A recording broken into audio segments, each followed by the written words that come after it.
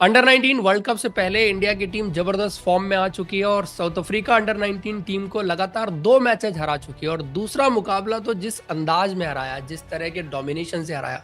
वरुण भाई हमारे साथ हैं, डिटेल में बात करेंगे। जैसे वैभव सूर्यवंशी ने बैटिंग की और इंडिया ने जिस तरह से बॉलिंग की, तो सबसे पहले जहां से शुरुआत हुई थी वरुण भाई, इंडिया की गेंदबाजी जो पिछले मैच में भी अच्छी थी बट 300 बोर्ड पे लग गया था, बट आज शुरू से दबा के रखा साउथ अफ्रीकन बैट्समैन को। हाँ बिल्कुल, किशन सिंह आज खेल रहे थे जो पिछला मैच नहीं खेले थे और शानदार बॉलिंग स्पेल उनका रहा। किशन सिंह हमारे लेफ्ट आर्म पेसर जिनके बारे में आपने काफी चर्चा भी किया था पिछले लाइव स्ट्रीम में, और आज कुछ उसी तरीके की गेंदबाजी रही इनकी। शानदार 4 विकेट इन्होंने झटके हैं, जिसमें से एक तो बिल्कुल जैसा आप बोल ही रहे थे कि वो शानदार हिट द डेक बॉलिंग करते हैं, और वैसे ही कुछ गेंद पड़ा और अवे स्विंग अवे मूवमेंट मिला और वहां से एज लेती हुई गेंद जो सेट खिलाड़ी था लगादीन एक बढ़िया चौके होके मार रहा था। बैकफुट का अच्छा प्लेयर है वो जो आउट हुआ है, ओपनर लगादीन, अदनान लगादीन नाम है उनका। वहां से एज लेती हुई गेंद स्लिप या गली की तरफ गई और विकेट मिला। और एक आज क्या हुआ, एक जो उनका एक और खिलाड़ी है, उनकी एक गेंद जो गुड लेंथ की बॉल थी उसको पुल मारने चला गया और दूसरा विकेट उनको ऐसे मिला। एक और उनके जो कप्तान थे वो भी थोड़ा सा ड्राइव मारने गए और कवर की तरफ खेलने गए हवा में और कैच दे बैठे। तो इस तरीके से कुल 4 विकेट किशन कुमार सिंह ने लिए हैं और शानदार परफॉर्मेंस उनका रहा है मैच। तो वही जो हम पिछले वीडियो में डिस्कस कर रहे थे कि डेक को अच्छा हिट करते हैं। एक्चुअली मैंने उनको ऑस्ट्रेलिया में थोड़ा देखा था और जिस हिसाब से वो बॉलिंग कर रहे थे वो लग रहा था इनके पास पेस भी थोड़ा अच्छी पेस है। अभी एग्जैक्ट तो मेरे को नहीं पता किस पेस पर ऑपरेट कर रहे हैं, बट देख के लगता है कि थोड़ा तीखे गेंदबाज हैं, रश करते हैं बैट्समैन को। हाँ, और बाकी गेंदबाज भी अपना बढ़िया निकाल गए। दीपेश का खास तौर पे मैं बोलूंगा, दीपेश का तो पता ही है कि उनका शॉर्ट बॉल मुख्य हथियार है, हिट द डेक बॉलर हैं और स्लोअर बॉल भी करते हैं, बाउंसर तगड़ी यॉर्कर तगड़ी करते हैं। उन्होंने भी बढ़िया विकेट निकाले यहाँ। उनका जो पहला स्पेल था, हालांकि 4 ओवर उन्होंने पहला स्पेल में डाला और उसके बाद सीधे 47 ओवर में बॉलिंग करने आए, बीच में उनको उतना मौका दिया नहीं गया। हो सकता है ऐसा इंस्ट्रक्शन हो टीम मैनेजमेंट की तरफ से कि बाकी गेंदबाजों को भी ट्राई किया जाए वर्ल्ड कप के पहले, थोड़ा दीपेश हमारे मुख्य हथियार हैं, उनको आराम दिया जाए। तो दीपेश का मैं क्या देख रहा था, क्या ही शानदार करते हैं गेंदबाजी। तो हम लोग पिछला ही मैच में देखे थे, पाकिस्तान के अगेंस्ट एक एशिया कप मैच हुआ था उसमें देखे ही थे। आज उन्होंने जिस तरीके से गेंदबाजी की, 8वां ओवर मुझे याद आता है इनिंग का, जहां वो पहली गेंद पे शानदार एक लेट स्विंग देखने को मिला, अवे स्विंग और हवा में स्विंग होती हुई गेंद गई।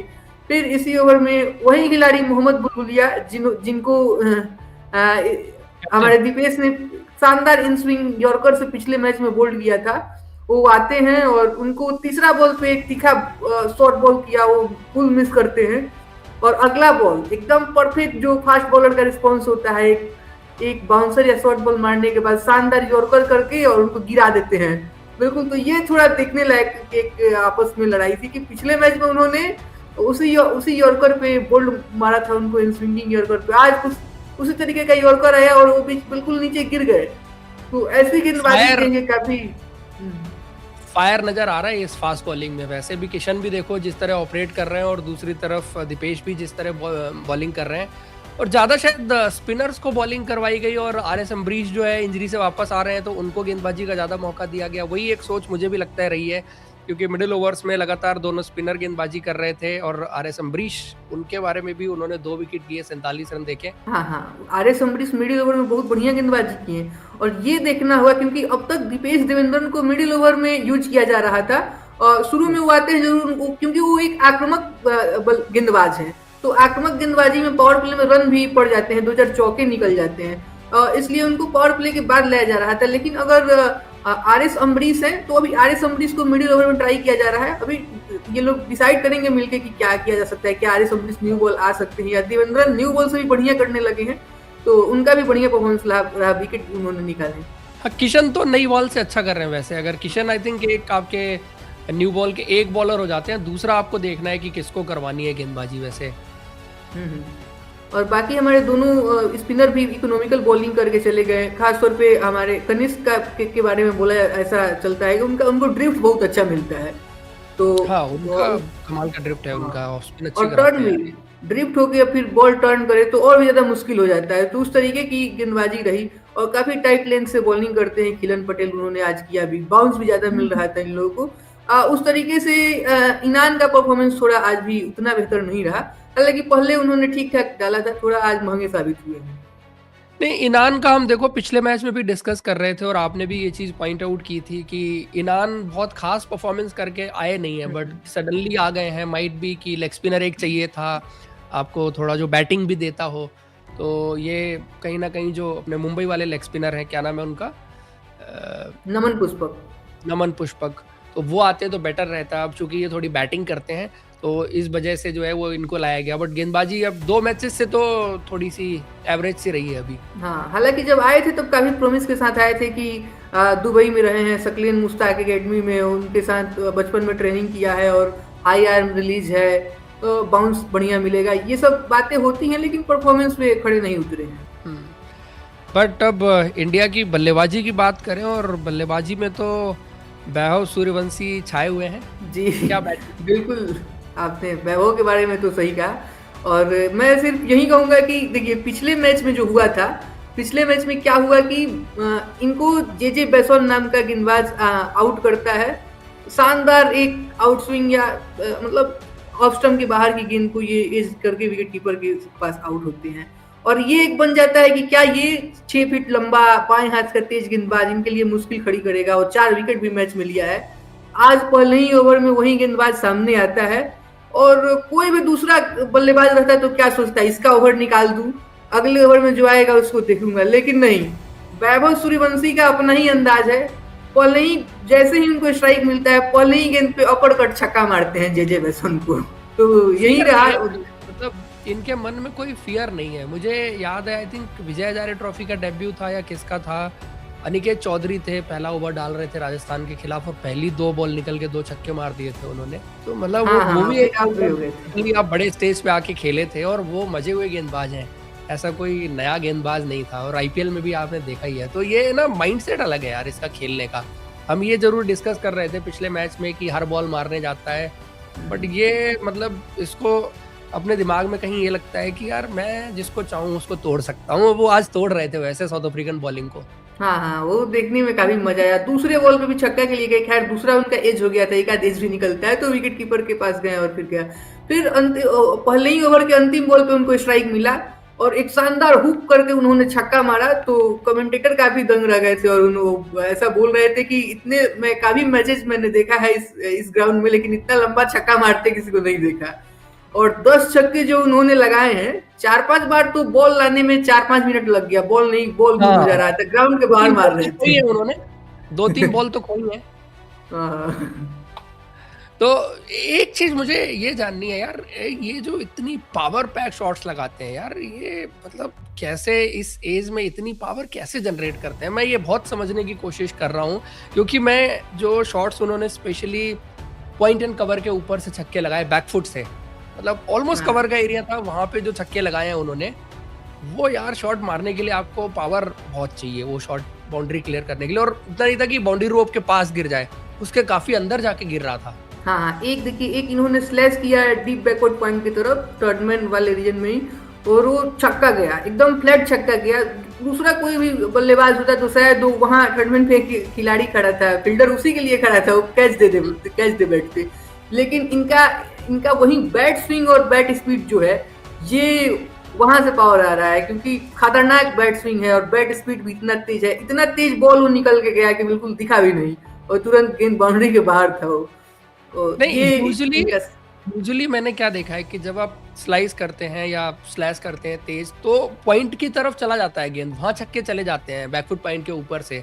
बट इन्होंने कुछ छक्के मारे जो मैं देख रहा था ऑलमोस्ट कवर के एरिया में थे। सो बैकफुट से कवर के एरिया में छक्का मारना और अच्छा लंबा छक्का मारना, वो काफी मुश्किल काम है, बड़े बड़े बल्लेबाज नहीं कर पाते इस तरह का कारनामा।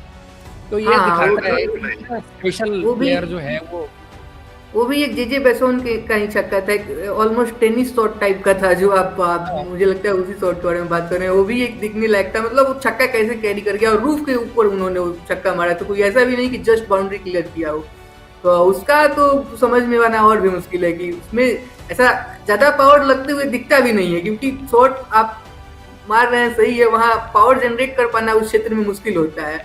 खिलाड़ी घुमाते हैं, रन मिड ऑन की तरफ मार देते हैं तो लगता है चलिए पावर लगा है, बाउंड्री क्लियर हो गया, लेकिन वहां पे बाउंड्री क्लियर कर पाना सचमुच मुश्किल होता है किसी भी खिलाड़ी के लिए। और दूसरा ये पिकअप शॉट बहुत इजी मारते हैं यार, पिकअप शॉट तो मतलब हल्का सा बैकफुट पे जाके और शॉट बहुत इजी मारते हैं, मतलब वहां पे तो हाँ इनको कुछ लगता ही नहीं है कि कोई गेंदबाजी हो रही है। हाँ, जो इनका एक हिटिंग आर्क है थोड़ा सा भी वैसे ओवर पिच, और वहां मिला तो सीधे सामने छक्का, ऑफ साइड में थोड़ा छक्का, ये सब तो लगा ही रहता है इनका। और यही है कि हम लोग देख रहे थे 94% रन इनके छक्के से आए हैं, तो हाँ, सिर्फ 10 छक्के सिक्स का मारे टेबल, उन्होंने। सिर्फ सिक्स का टेबल नहीं याद किए हैं 68 रन की ये। पारी में 10 छक्के, मतलब क्या कमाल बैटिंग करी है। आई थिंक शुरू में आपने कुछ स्कोर बताया था, मैं मिस कर गया उस टाइम पे।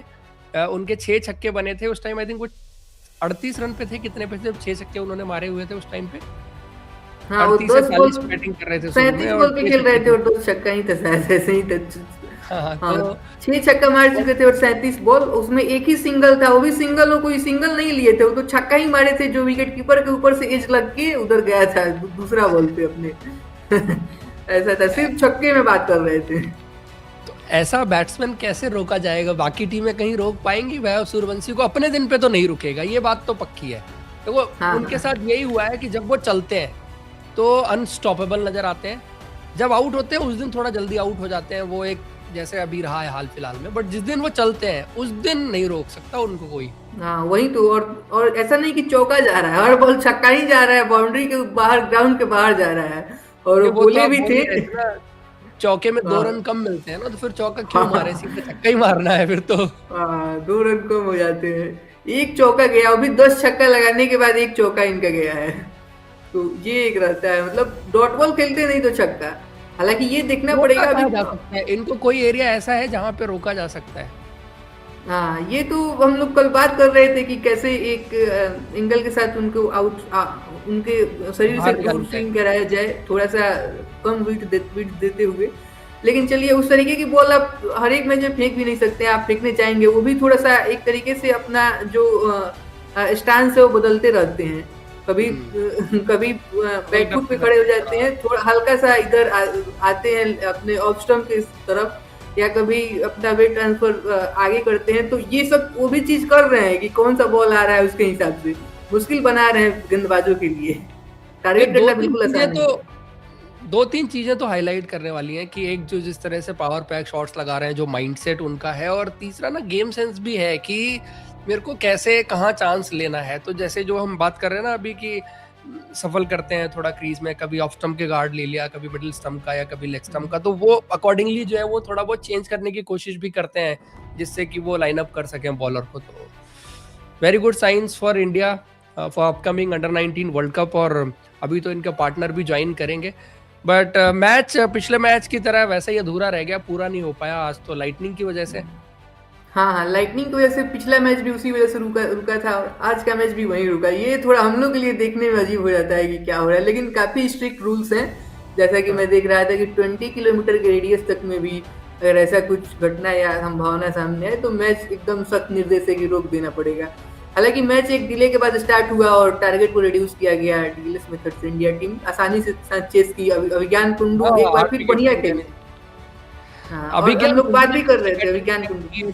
48 कुंडू ने भी बनाए इस मैच में। हाँ, अभिज्ञान कुंडू के बारे में हम लोग पिछले मैच में भी बात कर रहे थे कि ये फर्स्ट चॉइस विकेट कीपर इनको क्यों कंसिडर किया जा रहा है, क्या कारण है। हालांकि हरवंश ने रन बनाए थे इसके बावजूद भी, देखिए इनकी तेज तरार पारी होती है। आज भी जब ये आए तो थोड़ा सा मुश्किल बन गया था, क्योंकि वैभव अपने रंग में खेल के चले जाते हैं, उसके बाद जो बल्लेबाज आते हैं उनके लिए लगता है कि ये दूसरा पीछे क्या है, थोड़ा सा मुश्किल बन जाता है बैटिंग। वेदांत आए थे, उस तरीके से नहीं लगा पा रहे थे शॉट, लेकिन ऐसे ही अभिज्ञान ने होता अपना। है, हाँ, हाँ, ऐसे ही होता है। आपको याद होगा ना 2015 वर्ल्ड कप में ब्रेंडन मैकुलम जब तक खेलते थे तो मैच लगता था कि यार बड़ी इजी विकेट है, बड़ी इजी क्रिकेट है, कोई भी खेल सकता है, लेकिन जैसे ही वो आउट होके जाते थे लगता था यार ये तो दूसरा ही मैच शुरू हो गया उसके बाद। ऐसे ही लगता है वैभव सूर्यवंशी जब तक खेलते हैं अलग मैच चलता है, और जैसे ही वो आउट होके जाते हैं फिर अलग मैच चलता है। हाँ, और वेदांत त्रिवेदी वो भी अच्छी पारी खेल के गए, 31 रन बनाए 57 गेंदों पर, उन्होंने 4 चौके लगाए। हाँ, वेदांत भी बढ़िया खेले, और अब हम आयरन जोर्ज ने भी काफी अच्छा स्टार्ट लिया था। वो जो स्ट्रोक प्लेयर हैं, हम लोग पिछले मैच में भी बात कर रहे थे कि बढ़िया स्ट्रोक लगाते हैं और खुला खेलते हैं, लेकिन मौके भी दे देते हैं, शानदार चौके लगाते हैं। जब वो खेलते हैं तो थोड़ा सा संजू सैमसन का झलक भी दिखता है। तो कुछ कवर के क्षेत्र में कुछ और ऐसे हाँ एलिगेंट प्लेयर हैं। हालांकि उनके मौके निकले और उनका भी एक कैच भी थोड़ा सा स्लिप और गली के बीच में से निकल गया था और फिर उसी क्षेत्र में मेरे ख्याल से आउट भी वहीं पे हुए। तो ऐसा होता है, लेकिन एरन जॉर्ज से भी जिस दिन चल गए तो ये भी इतने बढ़िया बढ़िया खूबसूरत चौके लगाएंगे और इनको देखने में भी अपना मजा आएगा। तो अब 2-0 तो हो गया है, 3-0 हो जाएगा मोस्ट लाइकली हो जाना चाहिए। और ये मैच देख करके जैसे इंडिया की टीम क्रिकेट खेल रही है, तैयारियां भी लग रही हैं कि वर्ल्ड कप के लिए टीम तैयार हो रही है। वो भले ही हम एक मैच हार गए थे एशिया कप में, उसके बाद गाड़ी वापस से पटरी पे आ गई है। हाँ बिल्कुल, उम्मीद ऐसा हम लोग रखना चाहिए। और ये सिर्फ उम्मीद नहीं, विश्वास भी है इस टीम की काबिलियत पे। हम लोग देख रहे हैं कि वैभव कैसे खेल रहा है और बाकी हमारे स्पिनर भी बढ़िया कर रहे हैं। वहाँ पे स्पिन बॉलिंग को मदद भी मिलेगी। जिम्बाब्वे और नामीबिया जैसे देश में हो रहा है वर्ल्ड कप, तो वहाँ पे काफी जरूरी हो जाता है। दोनों ही स्पिनर भी फॉर्म में है, बढ़िया खेल रहे हैं। हमने देखा कि पिछले मैच में एक अच्छी चीज हुई कि पिछले मैच में हम लोग का ऊपर से विकेट गिर गया, कोलैप्स हो गया, जो कि जरूरी होता है। इंडिया का सीनियर टीम हो या कुछ भी टीम हो, ऐसे दिन फाइनल, क्वार्टर फाइनल, सेमीफाइनल में आ जाते हैं। लेकिन ये हुआ हमारे साथ, ठीक हुआ। हमारे नीचे के खिलाड़ी जो है वो रन बनाए, कनिष्क चौहान बढ़िया खेल रहे हैं और सभी खिलाड़ी फॉर्म में। तो एक बस आयुष मात्रे का फॉर्म थोड़ा सा दिक्कत वाला बात है। हाँ, कोलैप्स की भी प्रैक्टिस हो गई थोड़ी सी कि जो हमारा बड़े मैच में कोलैप्स होता है उससे पहले हमारा एक बायलैटरल सीरीज में कोलैप्स वाला मैच आ गया, तो थोड़ा ज़्यादा बेटर प्रिपेयर्ड रहेंगे कि आगे जो है वो नॉकआउट्स में कोलैप्स वगैरह ना हो इंडियन टीम का। ओवरऑल तो डोमिनेशन चल रहा है इंडिया की टीम का। यही था दोस्तों इस रिव्यू में India under 19 versus south Africa under 19 के मैच में। आप लोग हमारे साथ जुड़े रहिए, बाकी अगले मैचेस होंगे उनका रिव्यू भी लेके आएंगे और अंडर 19 वर्ल्ड कप पे हमारी ये खास कवरेज वरुण भाई के साथ चलती रहेगी। जुड़े रहिए, बने रहिए, सब्सक्राइब कर लीजिए अगर अभी तक आपने नहीं किया। Thank you, bye bye.